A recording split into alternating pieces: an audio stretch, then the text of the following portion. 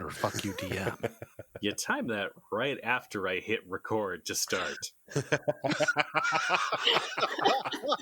Well, it's just a talent. It wasn't even intentional. This is the energy I wanted to bring to the start of the session. Thank you. You're welcome. See, at least he brought it before you got started in your spiel. Truth. And you know what? I can't even complain. Welcome to another session of Spirits and Monsters of Old Seattle. When we left our bold investigators, they were continuing to investigate the terrible murders on Vashon Island. People being cut up in the night, losing limbs, being hacked away. Something terrible is happening in this place, and Dr. Jensen's name was painted in blood across a door. What could it mean?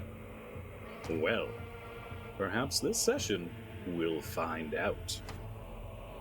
When we left our investigators, they had just finished looking into the bodies and messing around with a talking board that they found at a terrible campsite that appeared to be a charnel house. Or perhaps a mockery of a surgical suite. Who knows what strange evils they've woken up thanks to the use of that strange talking board. It's probably nothing. I mean, after all, Julian wasn't even using a real planchette on it. He was just using, I believe, a spice lid.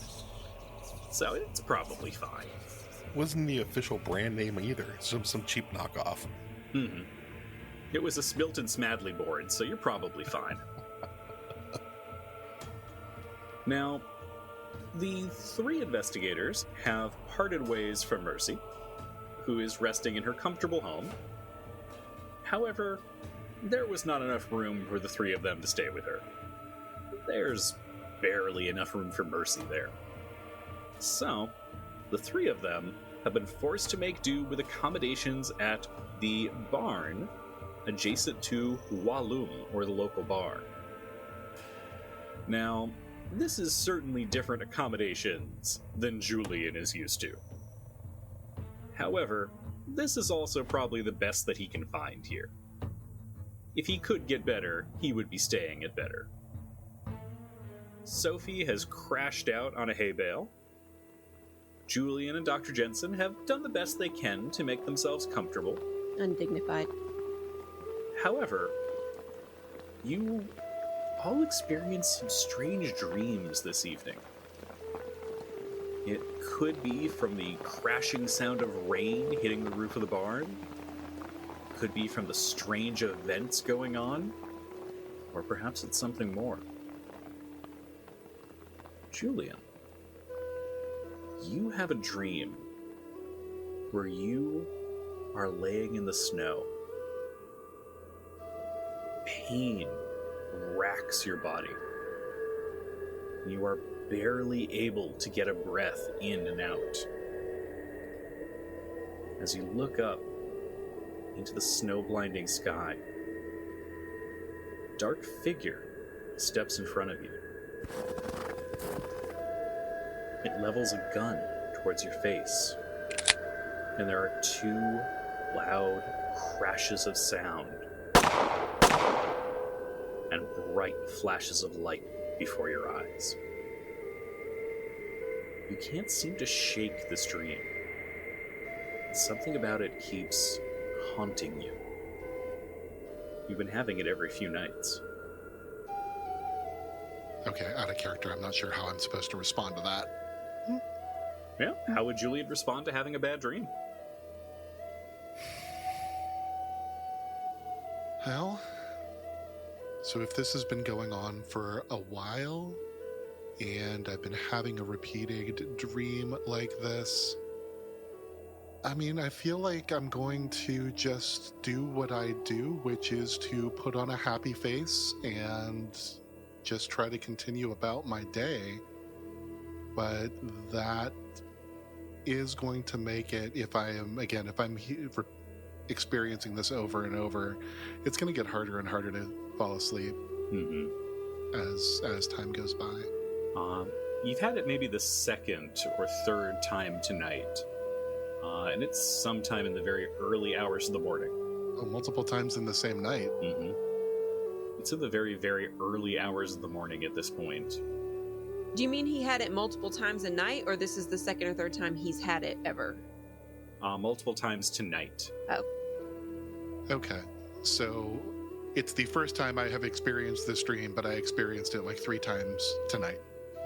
It's been going on and off. You've had it once or twice over previous nights, but now it seems to keep coming back. Okay. Yeah, I don't think there's a whole lot to do at this point for Julian. So he just tries to like settle back down and just pass back out. I think so. I don't see this as something where I'm going to wake up any of the others just over a bad dream. Mm-hmm. I mean, I did go into the pseudo-surgical tent after Dr. Jensen couldn't deal with that at the time, so I'm sure it was just, I dealt with it in the moment, but now it's kind of coming back. You've just shaken. Mm-hmm. Yeah. Phoenix, Yes. can you roll me a d6? Yes. Listener, he has a giant novelty foam d6. The number on the D6 is a 3. Okay. It takes a while, but you do eventually manage to fall back asleep. And there are no further dreams tonight. Dr. Jensen. Ooh. You also experience terrible nightmares tonight. It's a nightmare you've had many times before. It was one of the last days of the Battle of the Wilderness. You were fighting, and your surgical tent was much closer to the front lines than safety recommended. However, given the danger, the conditions, if you weren't close, men would die before they could be brought to you. But tonight, amidst all the horror of that dream, there's also something different. The faces of all of your nurses, of all of your patients, are wrong. The image of them looks as though someone dropped a stone in a pond. Trying to look at them, their features kind of change and ripple, seeming to move of their own accords that you can never quite see who's there. And after you've finished doing some gruesome sawbones work to save a life, everyone suddenly turns and points towards you. And all of them suddenly shout, You've killed him. You've killed him. Killed him. Killed him. This is not the way this nightmare normally goes for Dr. Jensen. And you also kind of wake up with a start from this. Can you roll a d6 for me? I don't want to. Too bad.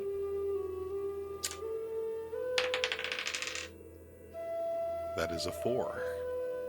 Okay. Dr. Jensen has a particularly restless night of sleep, but is eventually able to get back and, perhaps with a few nips of his flask, is able to mostly fade away to a soft, dreamless slumber. In the morning, you all awake, slightly more refreshed than when you went to sleep. You may all clear 2 conditions. Yay. Does Sofie not get a nightmare? Heck yeah. Not this time. All right. For those of us without conditions right now, we get an extra 3 attributes, correct? Nope. Oh, shit. You get a note about pushing things more. In order to push them, I have to fail. You can go fishing for more successes, and we both know it. Okay. Laura, if you have any conditions, feel free to clear 2 off. All right. The 3 of you awaken in the morning, feeling different levels of rested, feeling like there were maybe answers in some of your dreams that you just couldn't quite get. And there was something that was just out of reach. To each of your surprise, it's still actively heavily raining. That seems like whatever storm is almost locked over Vashon Island. What are the 3 of you going to do in the morning? Did we actually clock the yellow door, or was that the DM telling the players that the door was yellow? That was the DM. Okay. I'll give you a chance to clock it in the morning if you like. Did anybody share that they were having crazy dreams or not? No? I wouldn't have bothered.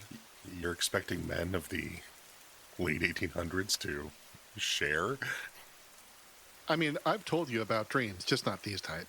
Yeah. I mean, if you want to hit a whiskey, you could just ask. So, as everyone is belligerently keeping their dream details to themselves, what are you doing in the morning? Are you planning on getting some food from Walloon? Are you planning on continuing the investigation bright and early? No, at least early. I am waiting for my party to wake me up because that waking up on time at a reasonable hour sounds like something other people do. Especially after sleeping in, just hay. Roughing it for Julian. You know, it's fine. I think it's roughing it for all of us. I'm pretty sure there were some, Wild West cowboy-themed rooms back at the sporting house. It's fine. I mean, I would imagine we'd want to probably try and get Mercy and then maybe get some food before continuing in the investigation, or do we want to just leap into trying to find... Wait, I think we should go check on Mercy as first thing anyway, before we go anywhere, but... Unless you want to play around with the talking board more. It worked so good last time. Listener, they're all thinking about it. Alright, so, you're all going to get Mercy? That would be our plan unless someone has a different... Alright, as you kind of rush over there through the rain, can I get a logic test from each of you? Uh-huh. I got 2 4s on 3 dice. Nice. That doesn't help you. 0 successes. Yeah. Tell you what, Brian, you want me to push that roll? I'll do it for you, Brian. That's up to you, Phoenix. If you want to do it for you. Man, I got 3 5s. I got 3 5s, which doesn't help me, but I did get 1 6 on 5 dice.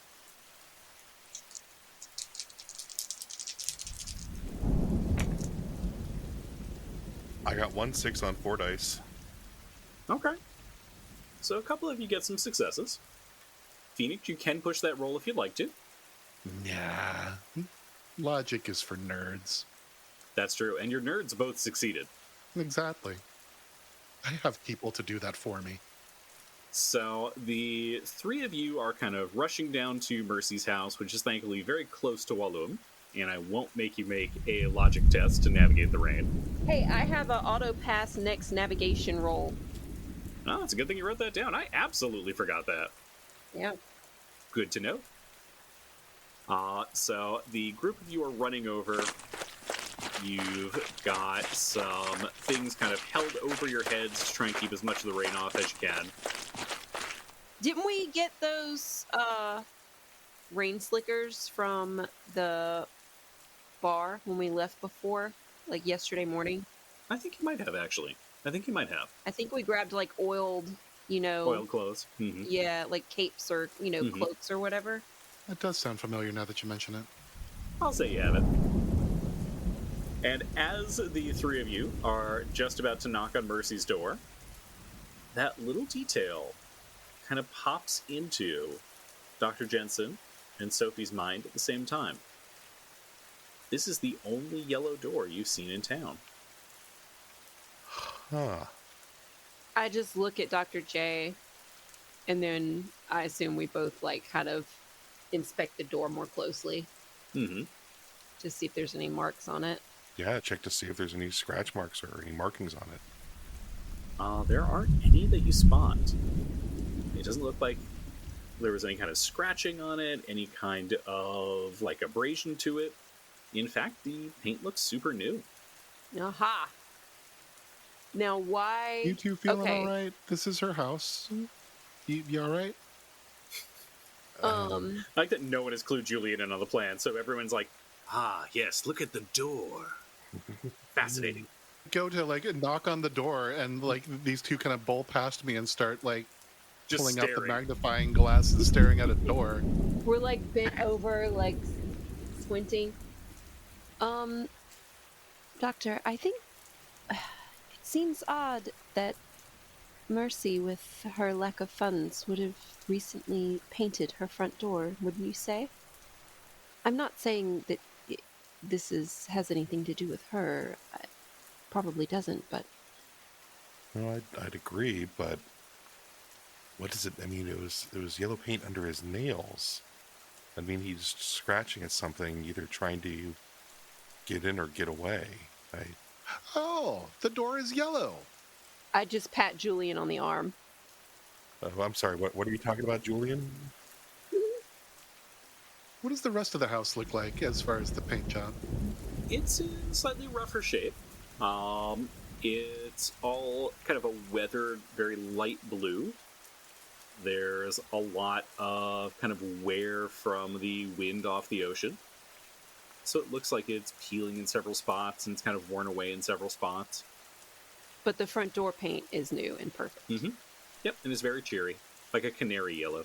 Mm-hmm. I mean, I guess we might have some few questions for our friend Mercy. I mean, I don't suspect any foul play from her, but something else is clearly going on. Hmm. Oh, for goodness sake, you two. I knock on the door. Mercy!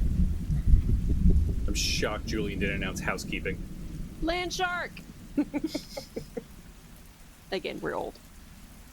Mercy opens the door and just kind of peeks out and just stares at you guys. She obviously didn't get a lot of sleep. Morning, Mercy. Because someone decided to use a spirit board in her house, and now she's a little bit terrified that it answered. I mean, what were you thinking, Sofie? I feel like the other two group members are really intent on tormenting Mercy, and Sophie's over here I did try to excuse myself to another room, except the problem is there isn't another room. I mean, there is. It's her bedroom, though. Please. I am nothing if not the epitome of propriety. Mm-hmm. Mm-hmm. That's how I would describe you. Yep, See? The GM says so. It must be true. must be. Oh, definitely. You can always trust the GM. No, we didn't say that. We didn't say that. No, it's too late. It's on audio. Mercy, could we come in for just a moment? We had a question for you. She just kind of nods and walks back into the house, leaving the door open. Dr. Jensen will let Sofie and Julian go first before he follows in and then closes the door. And as he closes the door, he'll check. He'll just give the inside of the door kind of the same glance over to see if there's any markings, any deviation, or even if the paint stops at the edge or whatever. If it only stops halfway for the outside and is not used on the inside. It seems like the inside of the door was painted yellow as well. Okay. However, there's no sign of any kind of scratching, any kind of digging at it, anything that would look like kind of like anything aggressive happened to this door. And the paint on the inside of the door looks as fresh as the outside. Yep. Okay. Well, seeing the state of the place, Julian, I look around. Mercy, you're looking so thin. And I will once again head to the stove with my nutritious provisions and field kitchen and prepare her a nice filling breakfast. When you said once again, I thought you were going to whip out the spirit board again. Well, I mean, I need to serve it on something. Obviously. Obviously. Why are all my olives moving to goodbye?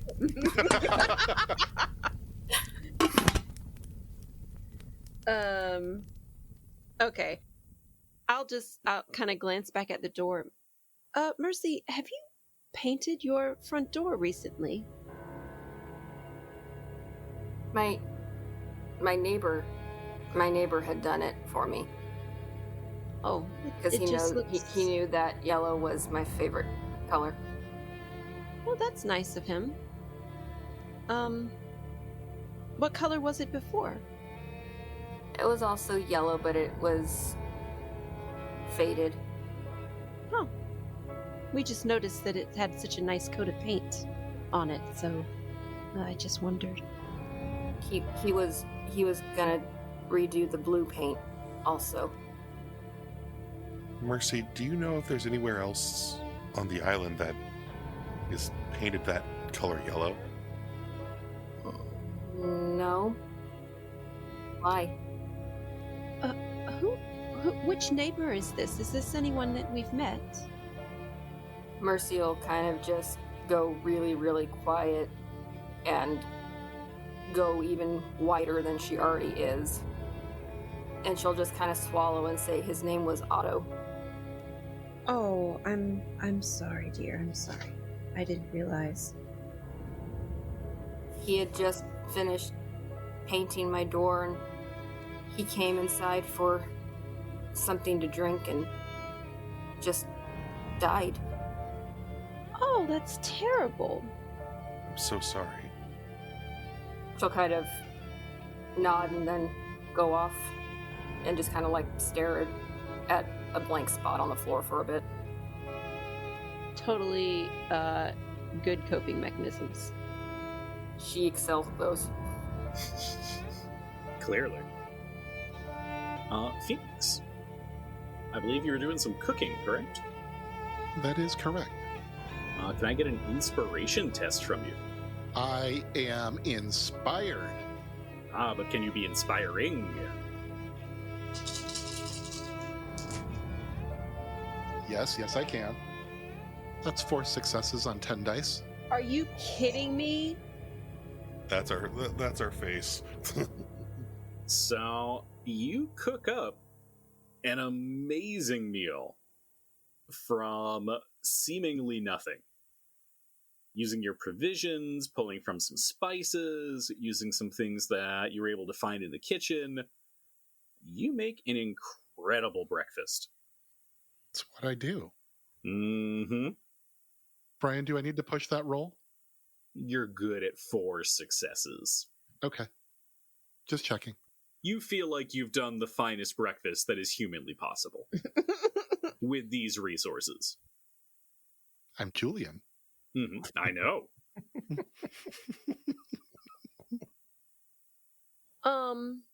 Can I, since Mercy has kind of walked away a little bit, I want to sort of whisper to Dr. Jensen, is it possible that the yellow paint just came from him painting her door and not from...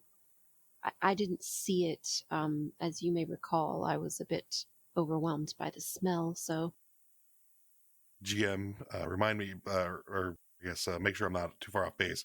The paint was under his fingernails, right? Like it was scratched at, or is it just on his hand? More like it was on his hand. So you didn't see like any kind of damage to the nails. It didn't look like there was any kind of clawing that had happened with that. Oh, okay. I misunderstood when you said it was. I thought it was like on under his nails, like scraped like at, he had, as opposed right? to. Yeah, that's what I thought too. So think of it more as someone who has cleaned off their hands, but not gotten everything off of them. Oh, okay. So maybe like got some paint on there and wiped it down with a rag, but didn't get all the paint off. Complete misunderstood that aspect there. So okay. Then given that, I don't think there's anything left to investigate here. the important piece is that we found out that Otto is a neighbor. Maybe we go investigate Otto's house, see if there's anything there that could lead us to the next spot. Smart. This is why you're the brains of this operation. I mean, they're partially pickled in alcohol, but sure. They have a moment here and there. They're just sanitized. It's okay. That's true. Okay. So we decided we're going to go maybe check out Otto's house. I think Otto's would be, either going to Otto's or going to search the store to try and investigate more of the family. Mm-hmm. Which I think was originally part of our plan. Yes. The plan was to head to the Mercantile today. Given that Otto's is right next door, I will not make you make a roll to try and get there. Appreciate that. If you are going to try and head to the Mercantile on the other side of town, you will need to make one. Although I hear that Aaron might get one automatic success on that. Then yeah, let's go to, I mean, if you guys are okay with it, we'll go to Otto's, stop by there first, and then go to the Mercantile. Is that cool? Well, and I guess we should check with Mercy if she wanted to go with us to Otto's or if she... Yeah. Mercy is currently kind of looking at the food and trying to figure out a form of plate or something to use so that she's not, just going hand to face with food. I mean, she has 2 plates. I mean, true. But she also is trying to share them, so. Aw. Lucius will look to Sofie and Julian and then purposely take a very small piece just so that Mercy can have more food this morning. Yeah, same. This is probably the most lavish breakfast she has ever had. I will not deny that I think that Julian pulled off some sort of weird Boston witchcraft here with his... that spirit board's rubbing off on him. Mm-hmm. I don't know where he found fresh bacon and eggs to put in with his ready-made meal he had, but... There's no way this is pocket bacon. 3 different kinds of maple syrup. Julian, I'm not surprised, but also how? How did you get boysenberry? Have you not been paying attention? Yes, that's why I want to know how. I just motion outside. The world is a bounty if only you look. But you two are busy staring at doors. Actually, can I get a logic test from each of you at a -2 penalty? Oh, what? So 1 die. Cool. Is that a pity die? But why emoji? You'll find out. Mercy too? Mercy 2. Cool. Oh. I rolled a 2. Excellent. I rolled 2 3s and a 1. Excellent.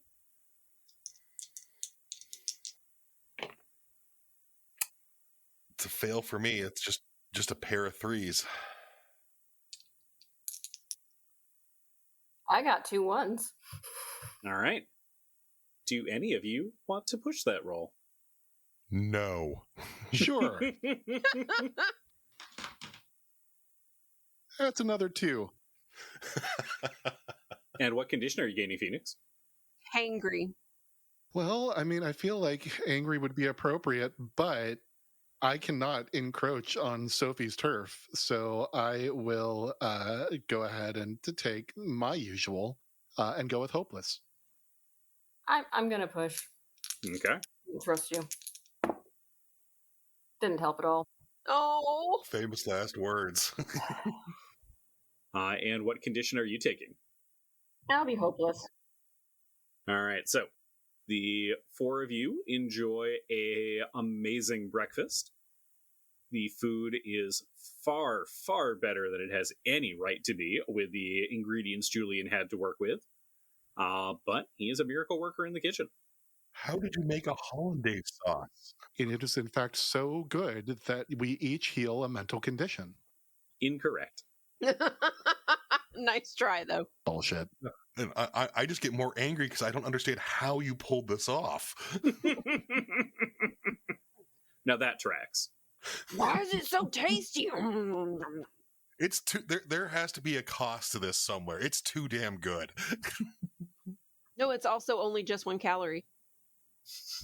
That would be a lie. All right, so the 4 of you head over to Otto's house. Perhaps unsurprisingly, the front door is locked.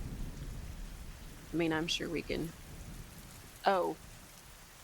Mercy, do you happen to know if Otto kept a spare key anywhere? Just so we can try to investigate here. I don't know. I never had to do more than knock for him to answer. Does Otto live with anyone? Nope, he lives alone. Is there, maybe there's a back door that we can check. Let's go around the back and see. That one is open. I'd rather not break into someone's house who's recently passed. This house is larger than Mercy's. Probably at least twice as big. And there is a back door. It is locked as well. But if you wanted to, you could always try and break in. I'll be on lookout. I mean, do we want to try it? Lucius will turn to Julian. Do we want to try and push it in? He'll try and put his shoulder into it. I'm going to look under the doormat first. Can I look under the doormat? You can. There is no key under there, though. But what if there were? Then my face would be red. Phoenix, give me a die roll. Get the big one for this. 5. You pull the mat up. No sign of a key. There's 5 keys. Nope, not a 1. 5 keys. 0 keys. All right. Anyways, back on track. Are you gonna? No, try to put the shoulder into the door. Sure thing. Oh yes, I will. I can help you with that. Give me a force test. Feel free to take a +1 bonus as Julian helps heave too. Force test, you say? Mm-hmm.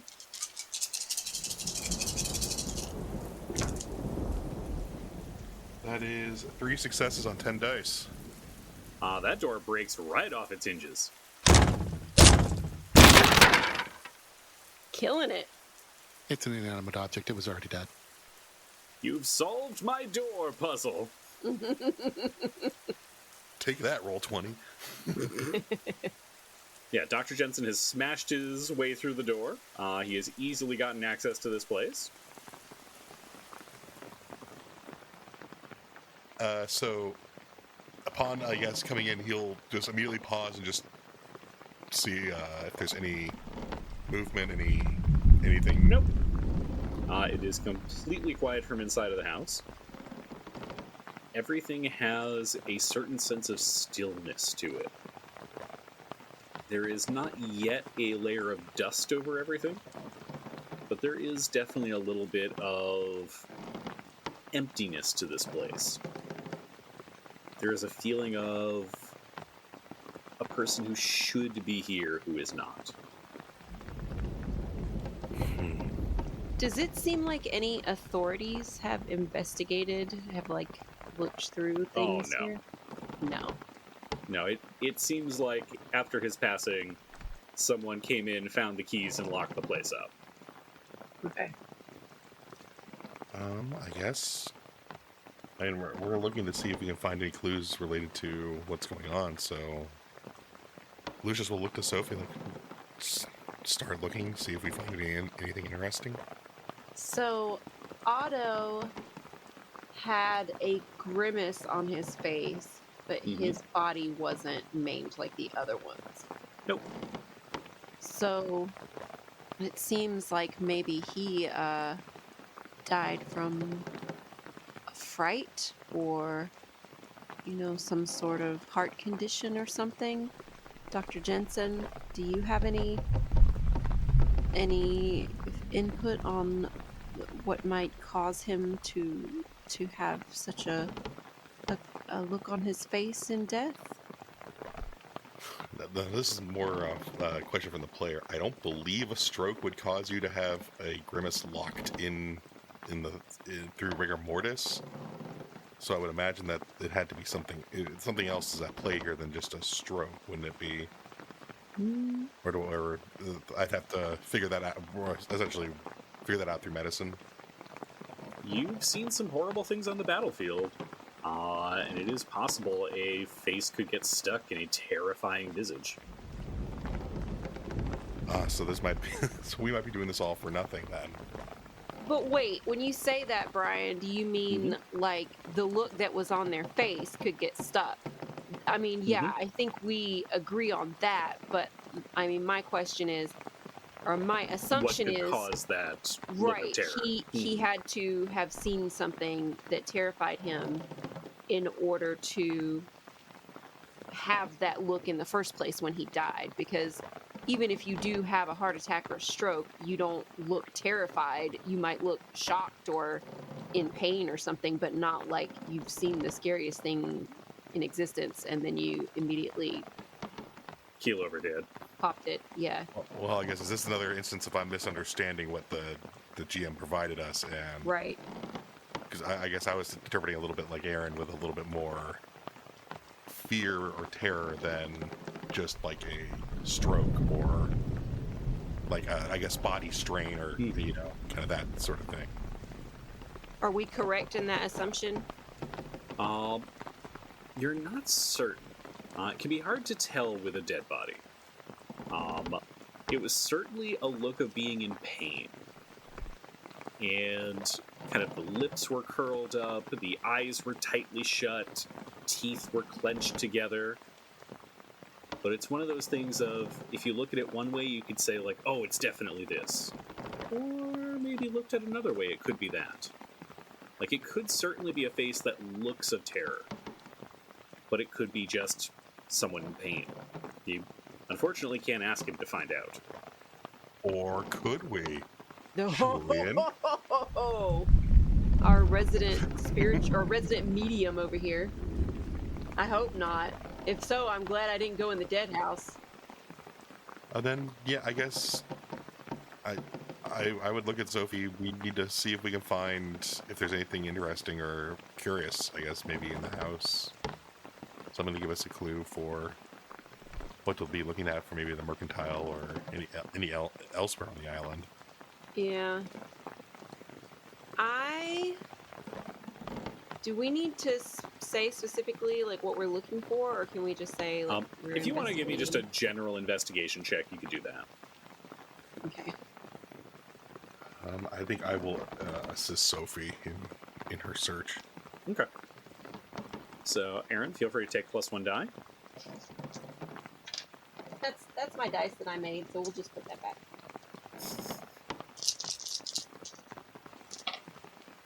You mean the one that always comes up 6? My dice always come up 1. However, I have just gotten 3 successes on the first 5 dice. How many more do you have? 6 more. That's 1 more success. So that's 4 total on 11 dice. All right. You comb this place very thoroughly. While Dr. Jensen and Sofie are hunting for clues, what are Mercy and Julian doing? I assume staying in out of the rain. Standing in the doorway looking hopeless. But we're hopeless together. It cuts to Julian and Mercy, and the lighting turns black and white, and you could just hear the rain coming down, and it's like... I mean, if there, I will look for two things that would be very obvious if they were there, and if not, I will just hang out with Mercy. Mm-hmm. Is there a piano? No. Yeah, I didn't think so, but I figured I'd ask. Are there any pictures on the wall? There are not. I'm hanging out with Mercy. Okay. So, Aaron, Sofie does find one item of interest. Mostly, this is a very kind of plain, matter-of-fact house. You get the sense this man might have been a widower. He has a few books. He has a few gardening tools. He has a small workshop. But for the most part, there's not really a ton here. You do find an interesting receipt, though. There is a receipt from the mercantile with a few notes scribbled on it. The price of a gallon of yellow paint is $3, Seems like a lot. which is extremely high. What is this, 2025? And there is a little note scribbled on there that says, "I can't believe the prices went up again." Okay. Just the yellow paint, or were there any other things on the receipt?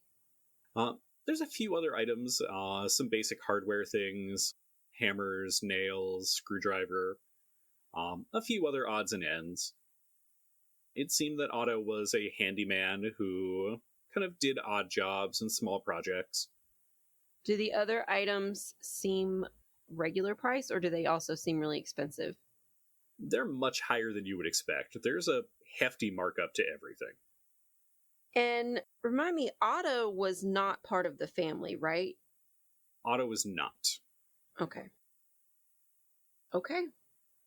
So I will show that to the doctor and Julian and suggest that we go to the mercantile and ask them what the fuck is up with these prices. We're solving the important mystery of price gouging on Vashon Island. You're goddamn right. I mean, it's certainly another clue pointing to the mercantile. Yeah, there's something weird going on there for sure. And I was thinking that maybe if he had been one of the family members, like on the opposite side from those guys at the mercantile, you know, maybe they're like price gouging him on purpose. But if he's not part of the families, then like why? Julian, didn't you say you stepped into the mercantile yesterday? Did you notice anything strange about the prices? Or were there any price? It's a mercantile. They probably don't have prices marked on stuff. Did I notice anything unusual about the prices? I mean, Sofie, you know me. I don't really pay attention to that. You wouldn't have noticed that. That's all right, darling. I understand. I mean, $3 for a gallon of paint, isn't that what it costs? How much could it cost? $10,000? Oh, now you're just being silly. It's a meme. I'm sorry. Go ahead. It's a banana, Sofie. How much could it cost? All right, so do you all head over to the mercantile? I think we're getting a lot of hints that we need to go that way, yes. You don't have to. You can do anything you want.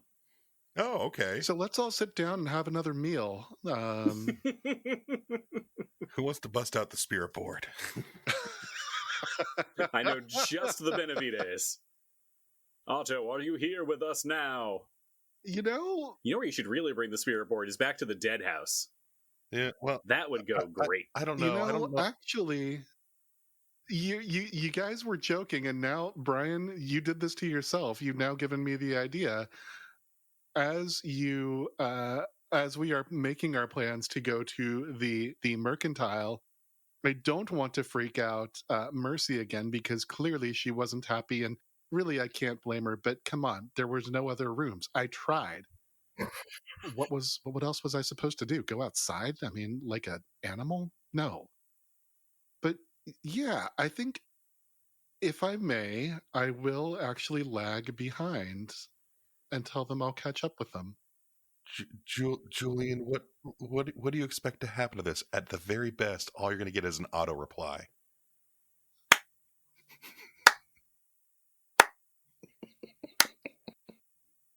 My hat is off to you. That was magnificent, and I'll find a way to reward you for that truly awful pun. That really was well done, Bill. All right, so Julian is going to lag behind. Is he going to kind of duck away without telling people, or is he going to announce his plan to try and lurk at the dead house? I'm not going to the dead house. Oh, okay. I thought that's what you were going to. No, I'm lagging behind here in Otto's house.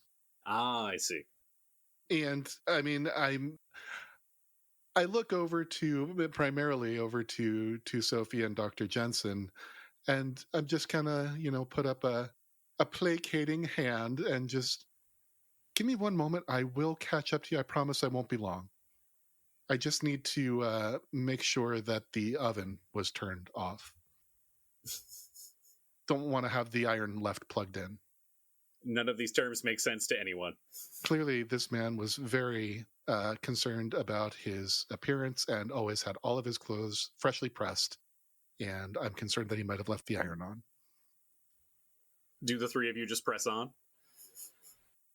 Lucius will lag back just to wait for Julian to come back out. So he'll let Sofie and Mercy continue on if they want to continue towards the mercantile. All right. Now, only one of you currently has the advantage to get an automatic success on your navigation test. It's a me! I mean, how hard could it be? We'll be fine, right, Dr. Jensen? Mm-hmm. We'll be okay. It's just down the road. I'm a master of logic. We're on an island. How hard could it be to find Okay, this I'm place? sorry. I got cat aggro. What? So are we splitting the party? Is that? Yes, they are decidedly going against the DM's shirt. I'll just straighten this shirt that says never split the party. Yeah, but when was the last time I listened to you? It's been a while. Okay. You know what? Go ahead. If Phoenix really wants to make a new character, this is the bottom line. Okay, so he's gonna do whatever shenanigans to encourage loss of life in the Julian arena. I'm just saying, and allow me to coin this phrase back in the 1890s, YOLO. All right, so who, if anyone, is heading to the mercantile? It sounds like Dr. Jensen is waiting. Are Sofie and Mercy going to go, or were you going to hang around and wait as well, or were you going to go somewhere else? I would like to go to the store because I would like tonight, assuming we're not in dire straits, to make Yortz a little raincoat. So I'm going to buy some oiled leather at the store if I can and make him a little raincoat. Fantastic. He is looking bedraggled as hell. Yeah. You guys. No, he's really, deeply truly unhappy. Of all the reasons, that's the reason we're going to the mercantile. Is, for cat costumes. I mean, priorities. Mm-hmm. I don't understand what's the problem here. Wait, I never said it was a problem. So the two of you make it with no problem. Aaron, that has used up your one automatic navigation success. The Mercantile on Vashon is a large two-story building that looks split between a storefront on the ground level and a home up above. Through the window, you can see numerous shelves lined with goods. Stepping inside, you're greeted by the light ding of a bell above the door. The shelves are lined with canned goods, fishing supplies, clothes, sacks of flour, and the tools every small town needs. A heavy ledger sits on the counter, likely containing the sums of purchases and credits from the townsfolk. Behind a glass counter, you even spot a few rifles and boxes of cartridges. You look around, but you don't see any sign of an owner, although you're just barely able to catch a heated conversation in raised voices coming from the stockroom in the back. Well, obviously we need to check that out. So you're going to head in that direction? Yeah, I mean, I can't think. Yeah, let's. Just kind of creeping towards the back room? I'll just kind of hold my finger up and then, creep that way. Yeah, don't worry. Mercy's got your back, and she's very good with a saber. Absolutely. You are about kind of halfway across the store floor when the door to the back room opens up. A young boy in a cap angrily kind of walks away, and a gentleman who probably is his father, wearing a nicely cut suit, hair slicked back with pomade, and a nicely trimmed beard, kind of follows after him. He looks at you, looks back at the boy, and seems to kind of vacillate for a second before he just says, "This conversation isn't done yet." The boy, who Mercy recognizes as her cousin, Little Frank, runs out the door. The shopkeeper kind of straightens the lapels of his coat. I'm so sorry. Oh, Mercy. Mercy, what are you doing here? Mercy's just gonna stare at him and blink slowly. And you brought a stranger with you. I'm a friend of Mercy's. I've just accompanied her to get some things that she might need for her house. And you are? My name is Stanley. Stanley Reynolds. Nice to meet you. My name is Sofie. Sorry you didn't stick around, or I would have introduced Little Frank. Oh, okay. I take it you and your family are the ones who run the mercantile. Indeed. You were saying your name? I'm sorry. I'm Sofie Ingesdotter. Pleasure to meet you, Miss Ingesdotter. Please, browse around, see if there's anything that we might have that you might need. Okay, you guys. Real talk. Yes. What the fuck am I supposed to ask him? I'm here by myself. With Mercy doesn't like to talk. I don't know. Yeah, now you know how it feels. What we need. You're the face. You're supposed to talk to people, not me. Okay, so we need to ask him about his wife, because his wife got injured, gravely injured, but she didn't die. His wife is the only one who has survived one of these attacks. Uh-huh. You know, he's had an ongoing feud with his brother for years. Oh, we were supposed to bring Dr. J because Dr. J was going to be the doctor who was like, oh, there's a doctor on the island now. I could go and check her out. But then Dr. J decided not to come. All of this is true. He's standing in a doorway. So now what the fuck am I supposed to talk to him about? I mean, I didn't know how long we were gonna be. You know what? I'm going to get a fucking Yort's raincoat and I'm going to leave. Because fuck you guys.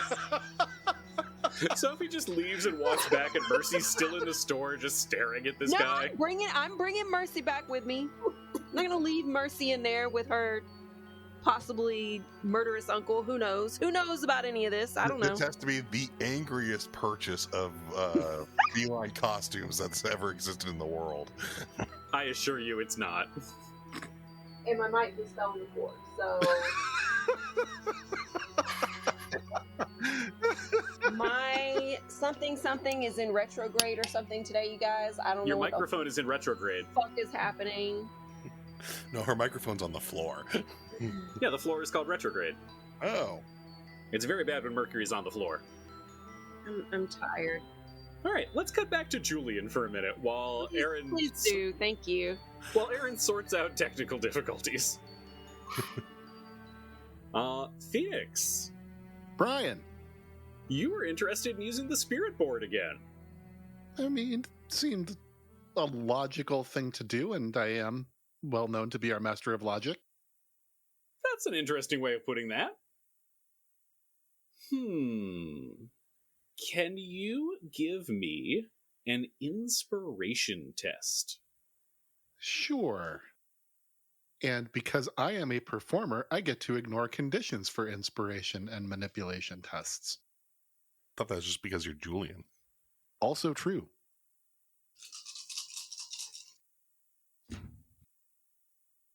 Well, you know how I got 4 successes earlier?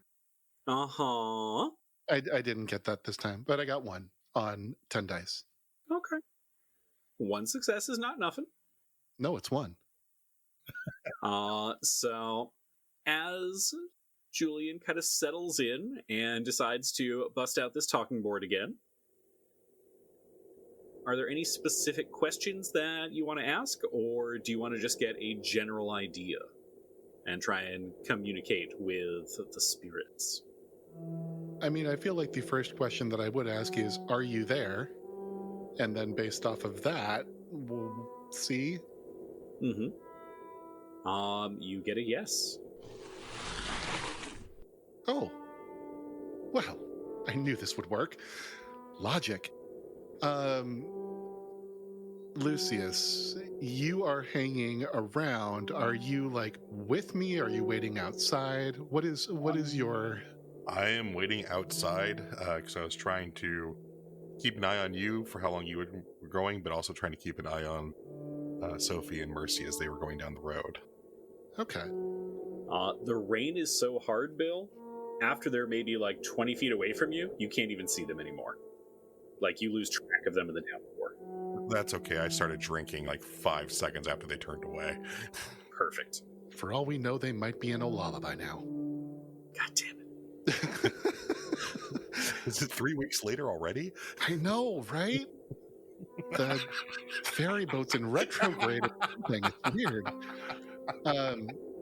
I will follow up the question. So if Lucius is not in the room with me, I will follow up the question with, I'm glad. Thank you for coming back. Now earlier, you said he killed me. Just so that we're clear, were you referring to my friend, the good doctor, one Lucius Jensen killed you? You're asking all of that of the spirit board? Yeah. Or if you prefer, I could reduce that down to, was it Dr. J? Like the first version. It's very on brand. Okay. So you ask that question. You're waiting to feel kind of the sensation of pulling or something moving your hands. There's nothing. There's nothing. And there's nothing. Phoenix, can I get an agility test from you? Ooh. Yeah, okay. I can do that with 3 dice. 3 dice isn't nothing. It's 3. That's what I hear.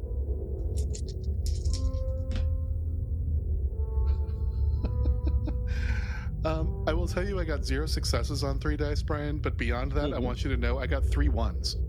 Oh, excellent, excellent. Do you want to push that roll? Boy, howdy do I.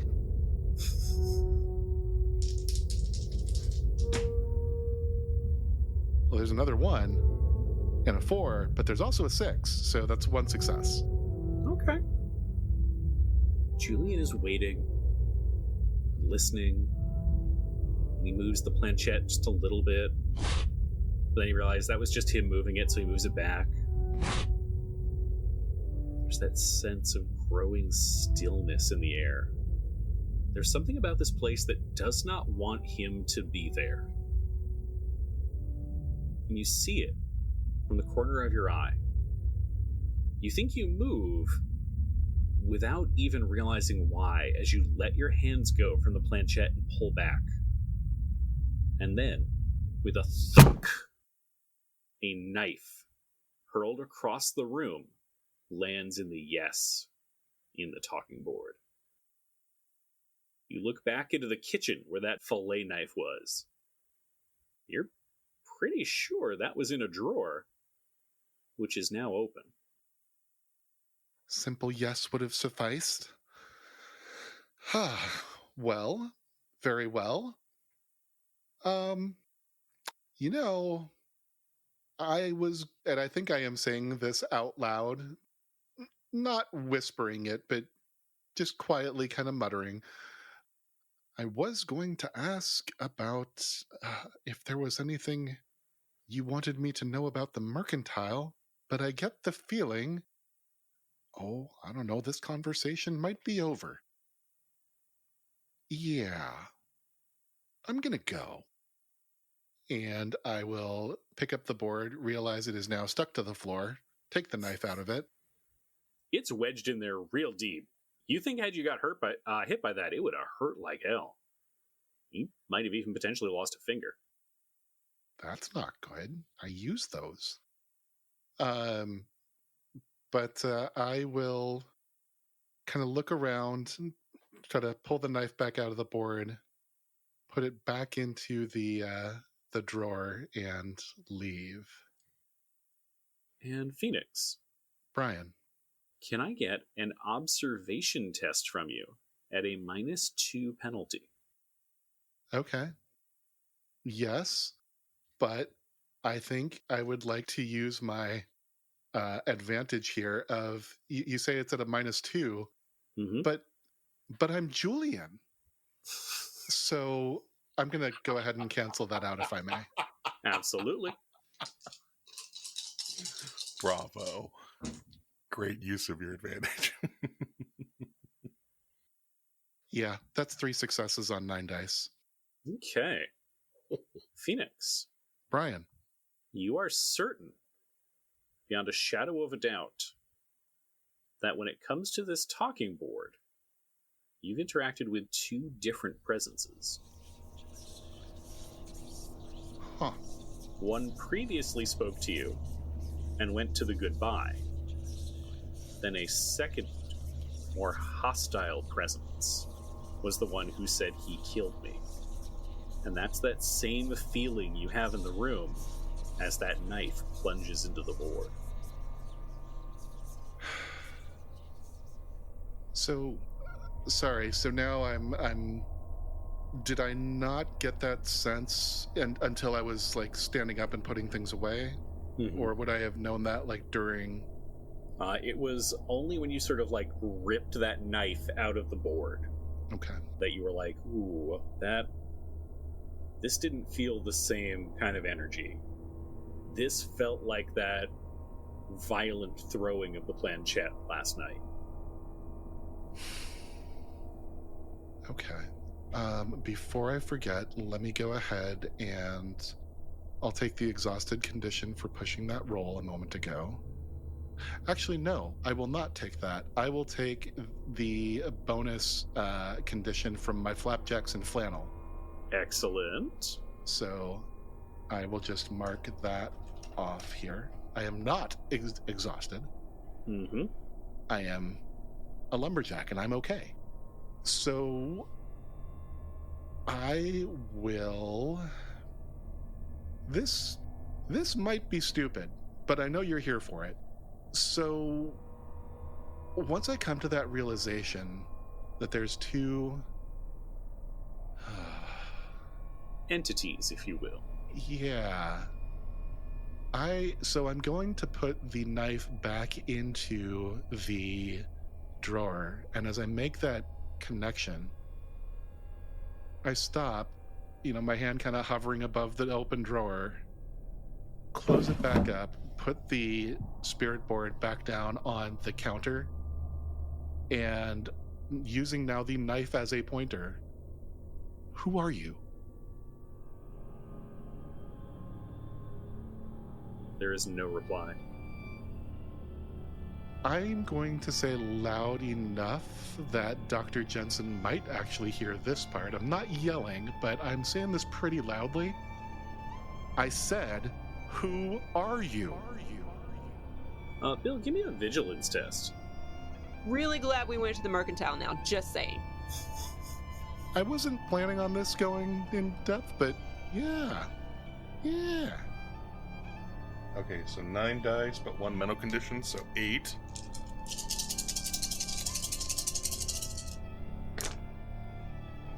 I have, 3 successes on 8 dice.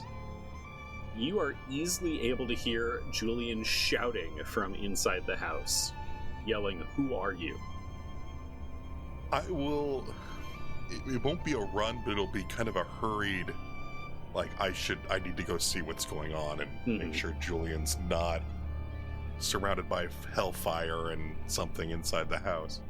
So I will make my way back towards the back of the house and see what's going on inside. Excellent. Phoenix. Brian. Can I get an observation roll from you? Yeah.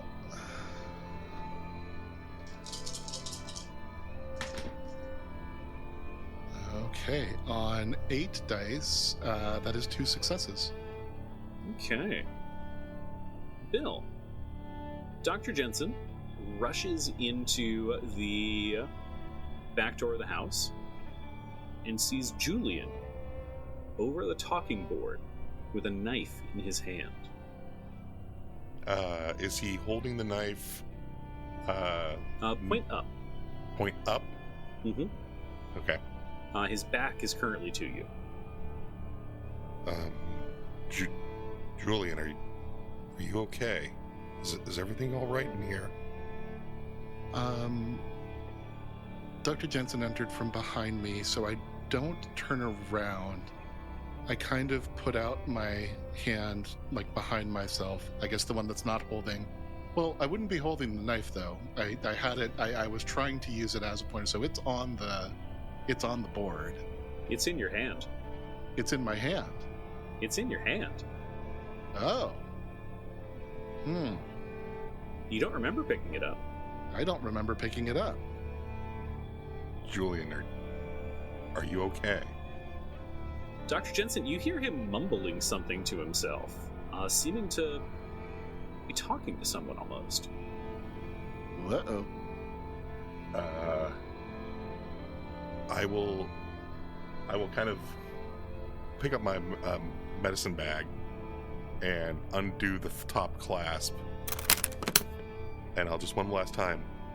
Julian, are you with me? Phoenix, Brian, can I get an empathy roll from you?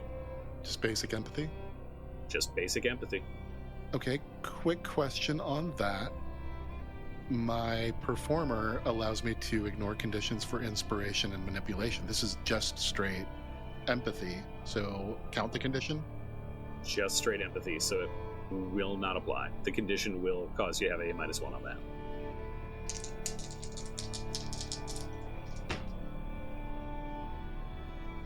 One success on 4 dice. Okay.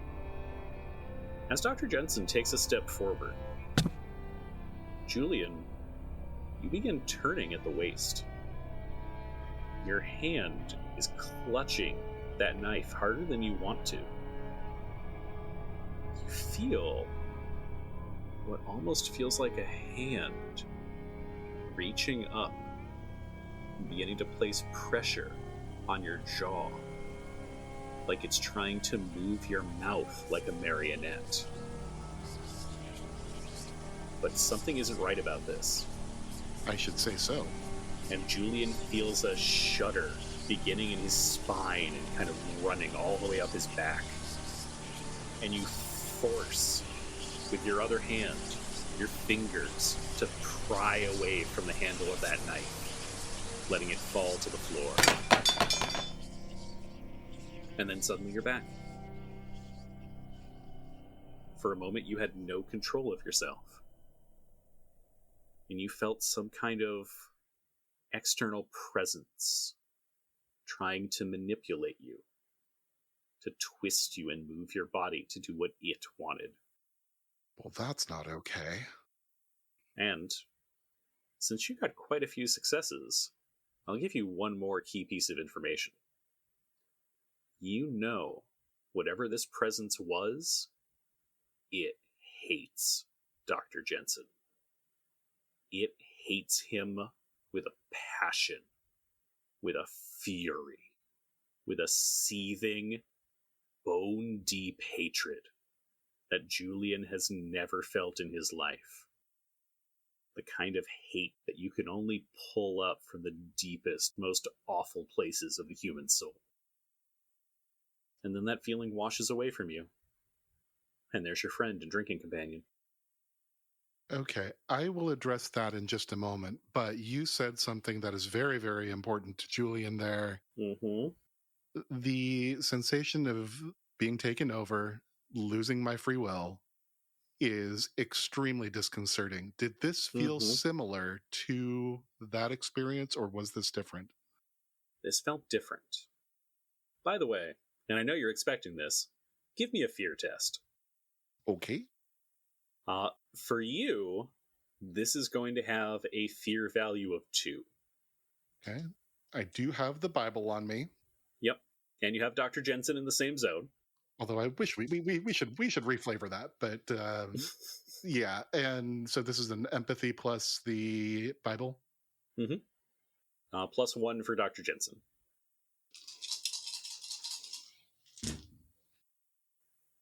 That is 1 success on 10 dice.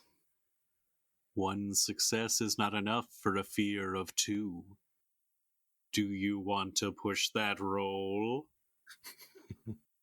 I feel relatively confident that if I were to re-roll them, I could get at least 1 more success. Mm-hmm. Okay.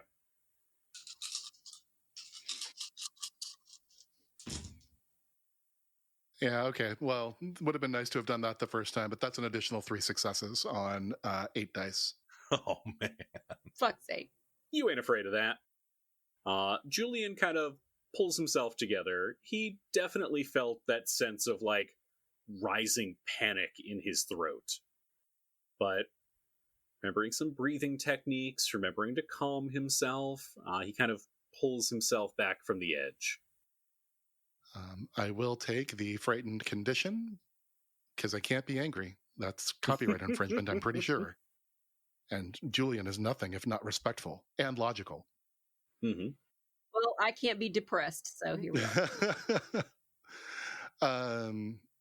So having kind of come through that, I turn around. I am leaving the spirit board. I am not even looking at it. I am going to kind of grab Dr. Jensen by like a lapel. We're leaving. And I am just like trying to steer the both of us out of the house. Lucius will put up a little bit of resistance at first, mostly just he'll be looking kind of over your shoulder as you pass, so he'll presumably notice that you purposely left the talking board behind, as well as the knife, presumably just let thunk in the ground or something. Yep. Yeah, you probably haven't seen Julian this shaken up since like Crescent Bay. So he'll kind of follow Julian back to the road as we start going towards the mercantile, but he will stop Julian. What did you find out? What did the board tell you? As we are walking, you would notice that Julian is not even complaining about the rain, which is weird. But I am just like, I try to roll my neck a little bit, and something took me over. I wasn't able to control. Dr. Jensen, I don't know what's going on. Something hates you. I don't know who it is, but I have not felt angst and anger like that. I don't think ever. Can I borrow your flask? He'll hand it over. He will look a little taken aback. Hate, you say? I mean, I'm sure there are people alive that are not fond of me, but we'll kind of look back at Julian, and he'll just repeat, hate. Sofie's the expert on what things. I don't know if it's someone alive who is speaking through it. I don't know if ghosts, but whatever it is that was trying to communicate, just nod, and hate almost feels like not even strong enough of a word. And I fear it's too much to ask that you have no idea who you were speaking to, do you? I asked. Damn near got stabbed over it, but no, I'm sorry. Lucius will just kind of shake his head, but then we need to catch up with Sofie and with Mercy. Yeah. We should try and maybe figure out what's going on. And as we get going, I take a few steps before stopping and looking at Dr. Jensen. Still very shaken. You can definitely tell that I am freaked out. Do you know who this is? Before I answer, dear GM, Yes. do I have an inclination of who this might be? Not at the moment. I have killed so many people. You lose track. Sometimes it's hard. Lucius will stop and contemplate, and he just shake his head. Just Like, you can't think of anyone who would hate you with the, like, degree of vehemence that Julian described. I take another long pull from your flask, and without any sort of sarcastic comments about the quality of your liquor, I hand it back over, and That's how you know he's shaking. we can continue forward. Bill, can I get a logic test from you to navigate through this town in this pouring rain? Since y'all decided to split the party, He didn't ask me to do it. despite me wearing a t-shirt that says "Don't split the party," He didn't ask me to do it because he knows that Julian's a master of logic. it's true. okay, logic test. That's a lot of dice, you guys. It's fine. Listener, he was not fine. On 4 dice, they barely total 6. You should have more than 4 dice, Bill. You said a logic test. That's 5 dice, but I have Yeah. one mental condition. Yeah. Oh, no, I'm sorry. It's a learning test. That's my bad. I realize I've been hitting you with just stat rolls all night. That's my goof. Okay, well, so that would be 2 extra. I get to roll 2 more dice then. Come on, Bill. You can do it. Well, out of 6 dice, that is 2 successes. Hey! All right, that's enough. Nice. Crushed it. I got 2 6s on those last 2 dice. So, Dr. Jensen, after a only moment or two of confusion, possibly swaying as he's been drinking a lot today, and it's very early, manages to lead himself and Julian, passing the flask back and forth to the mercantile. I feel like we're swaying more as we keep progressing down the road. Yeah, seriously, by the time we get there, you and I are going to be just sloshed out of our minds. When you come in, you see Sofie holding Yorts and talking to the proprietor of Stanley, and like gesturing to Yorts and like trying to tell him dimensions. Like, it needs to be like about this. Like, do you have like a piece that would be? And I need needle and thread too, because I don't think I brought those with. No, Julian would probably have that in his violin case. So if you could. And to add to all of that, as the bell above the door dings and Dr. Jensen and Julian walk in, Bill, looking at this man's face, you feel a pang of recognition. Oh, you might know him from somewhere. But we'll cover where next time. Damn it. Thank you all so much, and I am so excited for our next session. Oh, that was good. You stumble in. Hey, I think I might know that guy. I legitimately thought you were going to try to end the session on Julian turning around, going to stab Lucius, and then be like, and next time. I thought you were going to say you recognize this guy and he's one of the guys you killed on the operating table. Hang on, I gotta go adjust some notes. Oh, wait, we got to edit this It's real next good. week. All right, good night, everybody, and thank you all so much for playing. It's the orderly from Starvation Heights, isn't it? It's totally the orderly. Thank you so much for listening to this episode of Spirits and Monsters of Old Seattle.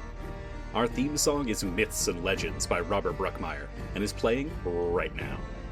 Our episode music is from the incredible Andreas Lundstrom's RPG soundtracks, and you can hear more of his work on the Sweden Rolls podcast. Our editor is Hannah Cheney. If you've enjoyed the show, it would mean the world to all of us if you could share it with a friend. Or an acquaintance, a stranger, even an enemy. We're not super picky. However, it is the single best way to help us get new listeners and continue to grow. If you've really enjoyed the show and you want to let the world know just how much, we're launching a storefront where you can buy some cool gear and a Patreon. You'll find the links in our show notes. We'll be looking forward to sharing more stories of the Vossen in the Pacific Northwest. But until then, remember the motto of the library. Fear gives way to knowledge.